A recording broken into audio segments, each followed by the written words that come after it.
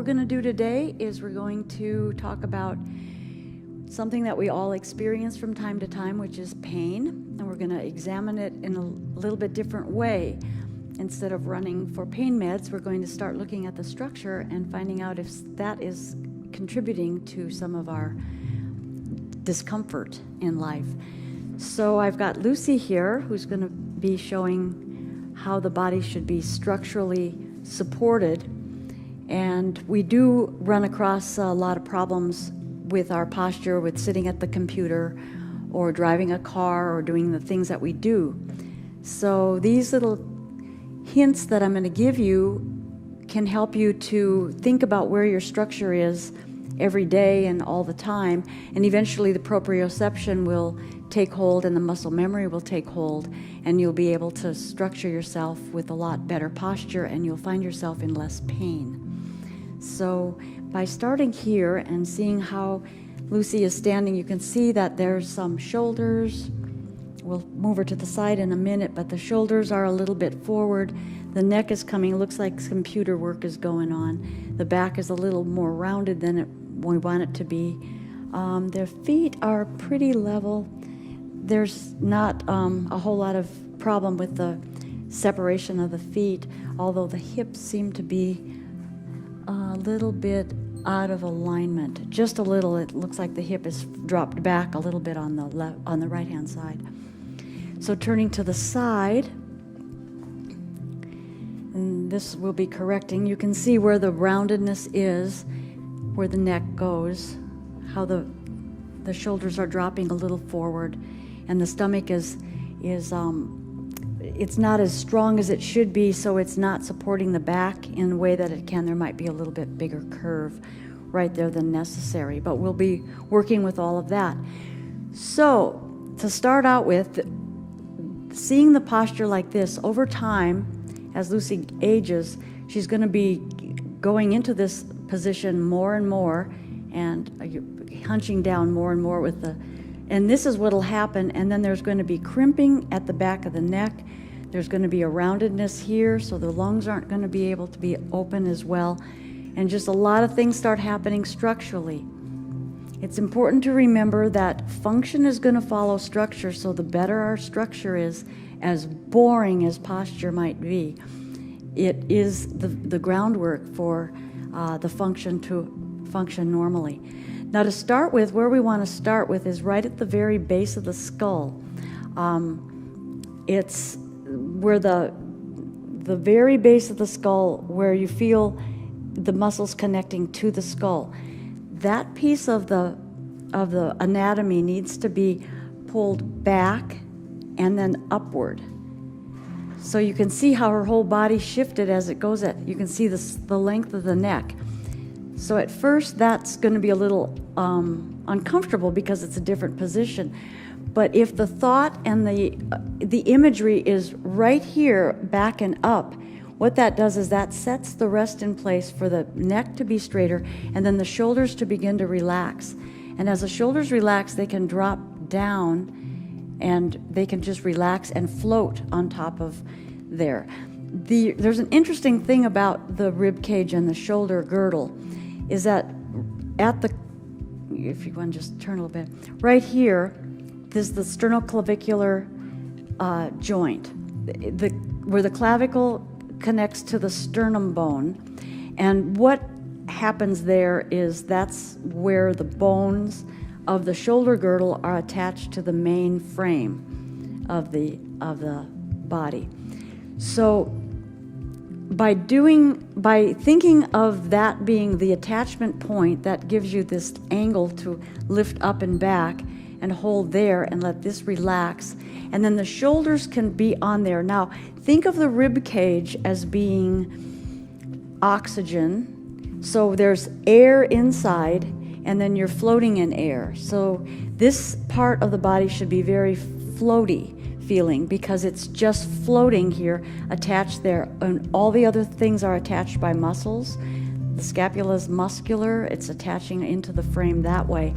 But if we think now up and back, letting the shoulders just float on top, so there's a spreading of the back, and then we can relax through the chest a little easier. And if we're just going to go this far right now, that even aligns her back a little bit just by picking the floating. And you can see the difference in how the structure has changed just in moving the head back and up. So that's where we start. How does that feel? It's a little tense, but it feels good. It's different, yeah. So if you want to just turn. The other thing that I want to mention here is when you do the body, when you're doing this for the body to change the proprioception and get different muscle memory pattern, if you give the body an image in which to visualize, there's a different way that it's going to translate into the body.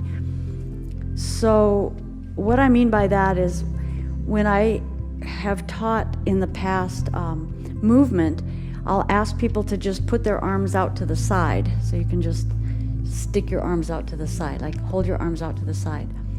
So she's got her arms out to the side, and she's holding them there. So just hold the arms out to the side. Now I'm going to give an image, and I want you to change your arms with the image to see what happens. Imagine that you're resting your arms on the back of a couch. And there it just relaxed, it turned, and what else is happening that you probably can't see is the only muscles that are working are the muscles that need to hold the arm up. So in other words, there's, you can let them down, there's, when we give the image of arm out, all the muscles are going to work. When we give the image of resting it on the couch, the muscles that don't need to be working to hold that arm up are going to relax while the other muscles are taking over. When you can get that concept in along with the postural thing, what you'll be doing is you'll be able to have very efficient movement. You'll have more energy because you're not working so hard to just lift an arm. You don't have to use all the muscles. You only need to use the muscles that are needed. Therefore, you're going to use just part energy to lift that arm. So you conserve energy at the same time when your posture is in alignment. So there we have the first stage of how to stand with good posture. This opens up the cranial system. There's no crimping of the cranial base. The dural tube, the muscles there are able to be lengthened and long, so the neck will have a better possibility of staying out of a lot of neck pain. You have the shoulders that are free and floating, and they're not going to be holding tight. Like we think we have to hold ourselves up by holding tight shoulders. There's so much shoulder tension that's out there. That can all open up. Then arms can begin to move more freely, up and down. They can just start moving much more freely. And then we'll begin to isolate the rib cage as well, so that you have free movement of just the upper body moving in ways that are going to be more comfortable while you're staying in that alignment with the spine and everything proper that way. You're grounded better, your energy's flowing better, and you're functioning internally better. What else it does is it's kind of a psychological thing too, because you feel like when you're standing like that, yeah, more open, but you also feel like you're more in your power because you're standing straighter. When you walk into stores or something and your posture is like that, you're presenting yourself completely different as well. Yeah. So that's another fun thing. Cool. Just walk in. So now that we have gone over briefly what to do, I'm going to break this down so that if you want to participate with it, you can stand up and get yourself ready to do that and see how it feels. So step one, we just want to get you to stand up in your normal posture, just however you go, and I want you to be aware of the lines of the least resistance. Do you have more weight on one leg? Do you have weight on the other leg? Are they evenly distributed? Does it feel like the hips are turning at all, curving? It's up one higher, one lower, one twisting front, one twisting back. How are the shoulders feeling? Are they dropping forward? Is the neck dropping forward? Just notice all of those things in your posture. And that's where we start. That's the palette that we're going to start from. So now where we go is we go to the base of the skull, and you think of lifting that head back. So from the base of the skull only, you've lifted back and then up. And the chin becomes level with the floor, horizontal with the floor, and the eyes can gaze out. So that's where the gaze is when we walk, is just like so. The shoulders then become relaxed and hang on top of the body, being attached right there at the sternoclavicular joint or junction, I'm not sure what it is.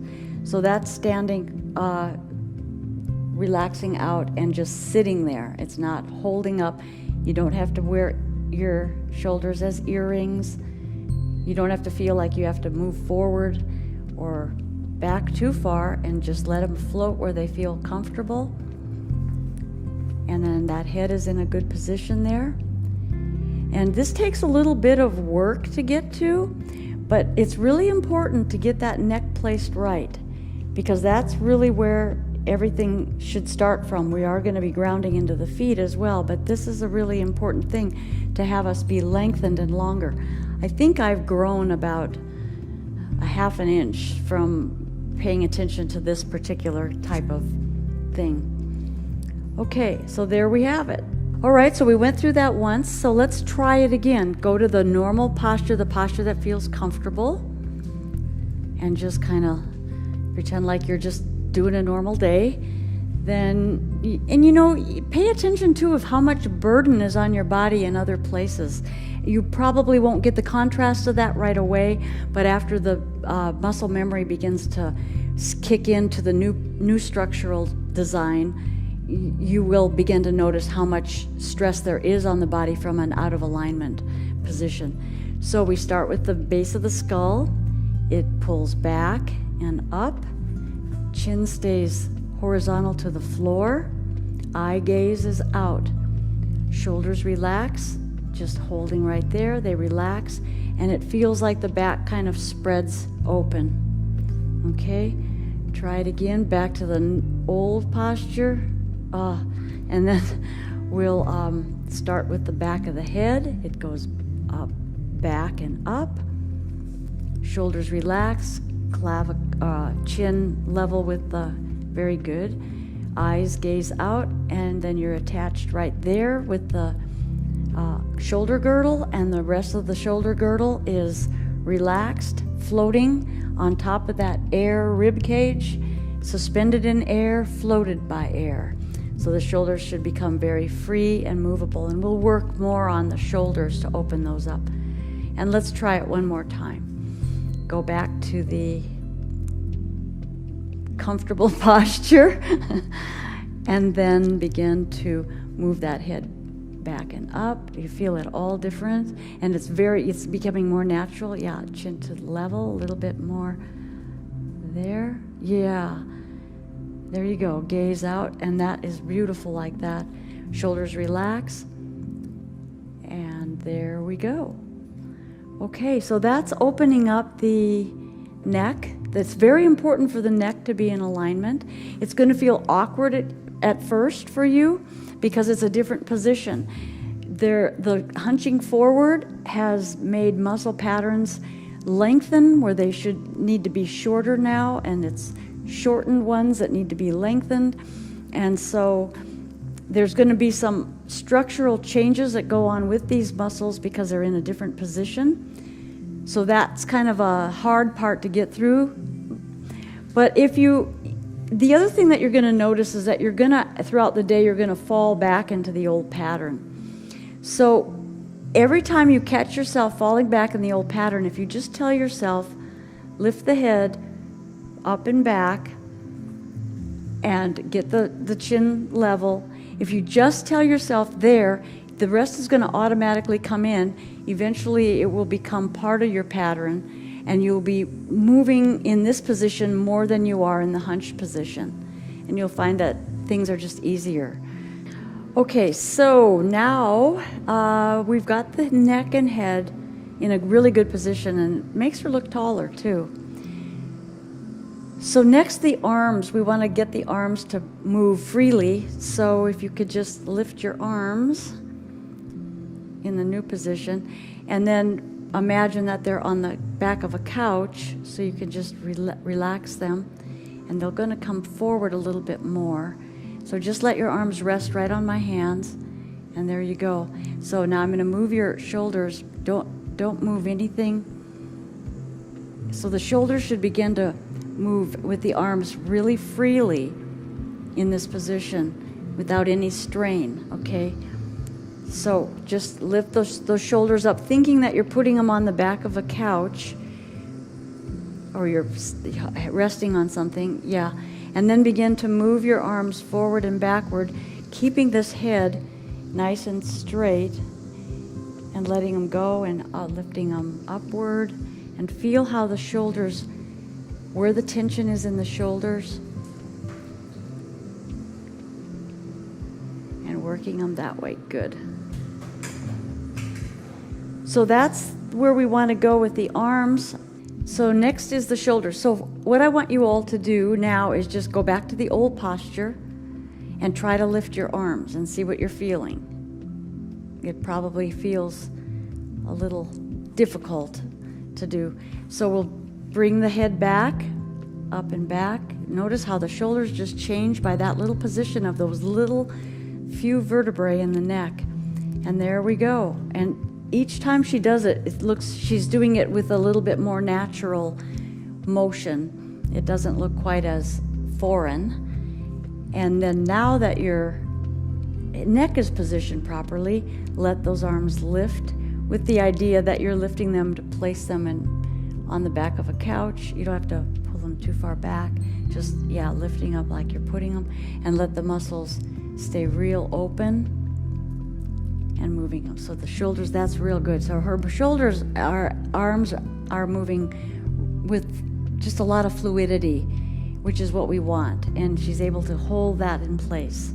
So then your arms could come down. So that's important right there. So you can go in, you can practice that by going up with the arms again. And then if you want, you can drop yourself into the old posture even with the arms out and just feel how everything changes. And then come back to the good posture and let it set and let the arms just feel like they're floating. They're just floating, floating, floating. And when you can get that concept down, when the body really grabs it and you just suddenly feel it and you know that you got it, what you're going to find is that you're going to have more energy when you move, because each time you reach to pick something up, it's just different. The structure is the way it's supposed to be, and we're walking the way we're supposed to be instead of all goofy. So now we have practiced the neck, just the little movement of the neck and then the relaxing and flotation, if you will, of the shoulders. So what I want you to try to do, if you can, or do it actually, is every time you catch yourself slouching forward, begin to think up and back, up and back, up and back with the neck. Shoulders relaxed, feeling like they're very fluid, feeling like the back is opened and expanding out like you have wings. And so everything is easy up there at the top of the body. If you keep doing that, if you catch yourself every single time that you start going forward, tell your body to go up and back, eventually what happens is it becomes the norm for you. And then you're going to always have this better posture. Once that posture is in a better position, you're not going to experience the kind of muscle tension from stress. You're not going to experience as many headaches, at least the structural headaches that we get. Functional headaches are a little different. If you're, just everything is going to change. Pain levels will go down, and then as we continue to work on the rest of the body, the hips and the abdomen and the foot placement and heel strike, you're going to find that you're going to have less back pain in the low back, less hip pain, less chances of having sciatic problems and different things like that. Structure is so important, and one thing that very few people realize is that the position of the structure is going to be followed by the function. So the better aligned we are, you figure that as soon as her head is straight, on top of it, on top of the vertebrae the way it's supposed to be, and then she can relax these neck muscles, you're also going to be opening up the cranial nerves that are running down through the along the dural tube, the cranial nerves, the nerves that go off of the neck, the nerves that just kind of keep running all the way down the spine is going to be better. The veins, the arteries, the lymphatic vessels, all of that is going to be in a better position. Plus the energy of the body itself. The meridians in acupuncture are going to also align up better because there's no twisting or misfunction of the structure. So keep practicing it, keep bringing it in, and then there's a psychological and emotional part that'll come with this as you begin to present yourself in a much more open, positive, and commanding way. You just feel better about your whole energy and who you are.